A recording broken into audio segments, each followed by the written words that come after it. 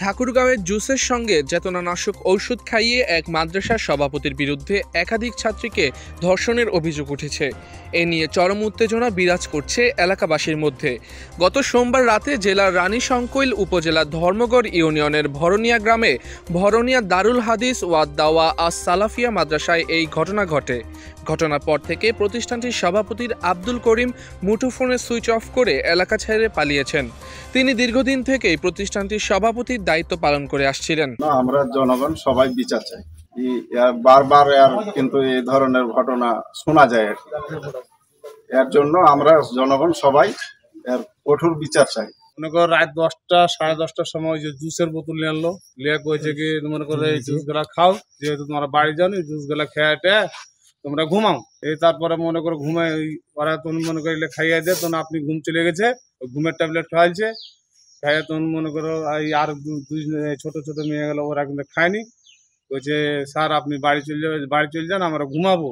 ওই যে ছোটটা বলছে কইছে কি ঘুমাবে, তোমরা ঘুমা, আমি এখানে থাকলে সমস্যা কি। তারপরে মনে করো ওই ছোট যেটা মেয়ে, ও কিন্তু দেখছে বাতি নিমা কেন, এই কারেন্টের বাতি নেই, কারেন্টের বাতি যখন নিমা দেখছে তখন ফের আবার চালছে, তো দেখছে মেয়ে গেল একবারে উলঙ্গ অবস্থায় মনে করো ধরলাম।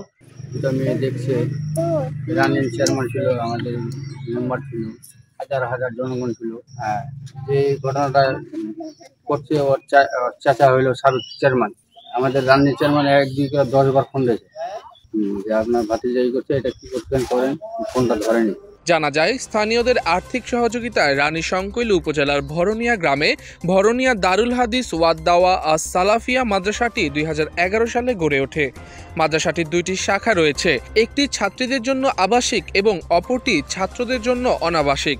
আবাসিকে 15 থেকে 16 জন কিশোরী রাত যাপন করে। মাদ্রাসার সভাপতি আব্দুল করিম রাতের বেলা প্রায় সময় আবাসিকে যাতায়াত করতেন এবং মেয়েদের জুস খাওয়াতেন। জুসে মেশানো থাকতো চেতনানাশক ওষুধ, আর সেই ঘুমের ওষুধ খাইয়ে ছাত্রীদের ধর্ষণ করতেন তিনি। তাই ওনার কাছে অফিস রুমের, এই মাদ্রাসার অফিস রুমে চাবি থাকতো, আর উনি রাত্রে এখানে নাইট গার্ড থাকতো না। সভাপতি ছিলেন মোহাম্মদ করিম, মিলার করিম, ওনাকে সবাই মানে আঞ্চলিক ভাষায় মিলার করিম নামে চিনে, সবাই ওনাকে করিম নামে চিনে। উনি বিশিষ্ট ব্যবসায়ী, আর উনি এই অত্র এলাকায় একটু প্রভাবশালী ব্যক্তি, যার কারণে বিত্তমান লোকেরা তার সুষ্ঠু বিচার করতে চায় না, আর সাধারণ মানুষ তার সুষ্ঠু বিচার চায়। এখানকার সভাপতি উনি মুয়ে করে রাত 1:30টার দিকে মুয়ে করে গেছে। তার আগে একটু বলি, তার আগে জুস খাওয়াইছে, জুসের সাথে ওষুধ মিক্স করেছে, ঘুমের ওষুধ মিক্স করে খাওয়ার পরে 1:30টার দিকে গেছে। যাওয়ার পরে ওখানে মেয়েগুলো বলতেছে আপনি এখানে কেন, অনেক নির্যাতন করছে ওদেরকে।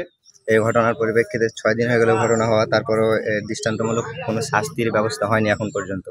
এই দৃষ্টান্তমূলক শাস্তির এলাকার জনগণ চায় এটার একটি দৃষ্টান্তমূলক শাস্তি হোক। এ বিষয়ে ধর্মগড় ইউনিয়নের চেয়ারম্যান আবুল কাশেম জানান, খবর পেয়ে আমি মাদ্রাসা পরিদর্শন করি। সেখানে গিয়ে জানতে পারি মাদ্রাসার সভাপতি আব্দুল করিম ফলের রসের সঙ্গে ঘুমের ওষুধ খাইয়ে একজন ছাত্রীকে ধর্ষণ করেছেন। বিক্ষুব্ধ লোকজন মাদ্রাসায় তালা ঝুলিয়ে দিয়েছেন। গত 8 তারিখে আমি ওই ওয়ার্ডের সংশ্লিষ্ট ওয়ার্ডের মেম্বার 5 নম্বর মাইনুদ্দিন কাবুল, সে আমাকে একটু ইনফরমেশন দিল, বললো যে চাচা আমার এলাকায় একটা খুব শৃঙ্খল পরিবেশ, একটু আপনি আসেন, এদিক দিয়ে একটু যান। পরিষদে যাওয়ার সময় আমি সেখানে গিয়েছিলাম, গিয়ে আমি দেখলাম বহু জনতা, প্রায় 1-2 হাজার মানুষ উশৃঙ্খল অবস্থায় চিল্লাহাল্লা এবং লাফাচাপা করছে। গিয়ে আমি শোনার পর আমি মেয়েগুলোর কাছে ওই মাদ্রাসায় ঢুকে ভিতরে গিয়ে আমি তাদের কাছে আমি সাক্ষাৎকার যেটা নিলাম, তারা যেটুকু বললো যে এই আব্দুল করিম ওই প্রতিষ্ঠানের সভাপতি, প্রতিনিয়ত এই মাদ্রাসায় তাদেরকে দেখভাল করার জন্য রাত্রের বেলায় যাইতো এবং থাকতো, এবং ইতিপূর্বেও নাকি সে এইভাবে গিয়ে তারা ওই জুসের মধ্যে মানে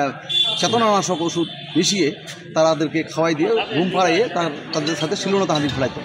সেদিন রাত্রেও আবার একইভাবে 3 জন তারা খাইছে, একজন কিন্তু ওই জুস খাই নাই। যে কারণে ওই মেয়েটি জাগ্রত হওয়ার পর বাথরুমে যাওয়ার চাপ আসলে সে যাওয়ার জন্য সুইচ দিলে তাকে দেখেছে একজন মেয়ে ওইখানে উলঙ্গ অবস্থায়, এবং সেই আব্দুল করিম তার সাথে অশ্লীল অবস্থায় দেখতে পায়, এবং সে চিল্লাল্লা করলে সে সেই মুহূর্তে ওখান থেকে পালিয়ে যায়। এবং পরবর্তী এই বিষয়টি যদিও 4 তারিখের রাত্রের বৃহস্পতিবার ঘটনা, কিন্তু এটি তারা সকালবেলায় সব মেয়েরা বাড়ি চলে যায়। এরা কৌশলে এটিকে না প্রকাশ করার চেষ্টা করছিল। পরবর্তী মায়েদের সাথে আলাপ করার পর যখন বাবারা জানে, গত রবিবারে তখন 7 তারিখে বাবারা এটা শুনে 8 তারিখে একটা বিরাট আন্দোলন শুরু হয়। সেই সুবাদে আমি এখানে গিয়ে তাদের সাক্ষাৎকারে নিয়ে এটুকু জানতে পারি, এই আব্দুল করিম সম্পর্কে আরও আমি অনেক শুনেছি, তার দ্বারা এরকম অনেক কুকর্ম এবং ঘটনা ঘটিয়েছে।